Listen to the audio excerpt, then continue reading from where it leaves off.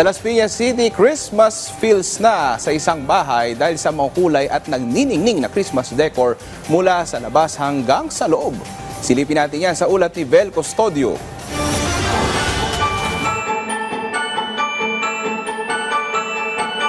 Pabonggaan at paningningan ng eksena ng mga bahay ngayong papalapit na ang Pasko, kung saan kumukutitap doon ang pupuntahan, gaya ng Christmas house na ito sa Las Piñas. Labas pa lang, mamamangha ka na sa dami ng mga dekorasyong pamasko. Pagpasok sa loob, mas ramdam mo na ang Christmas vibes. Hanggang sa kusina, kainan at maging sa likod ng bahay, tagtad ang dekorasyong pampasko.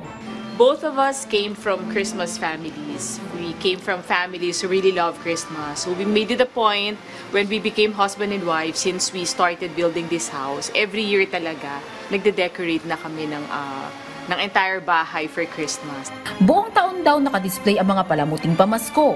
Taon-taon nagbabago rin ang tema ng Christmas house. Depende kung saan sila ma-inspire o hugot. Normally, inspiration from travel, or when you go to different malls, you'll have an idea, nakakakuha ka ng mga idea na pwede mong i-adapt para sa bahay.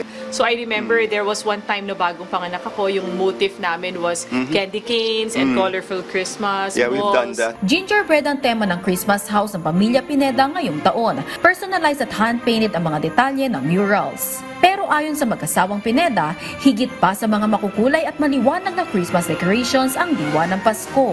For us, Christmas is not just about traditions.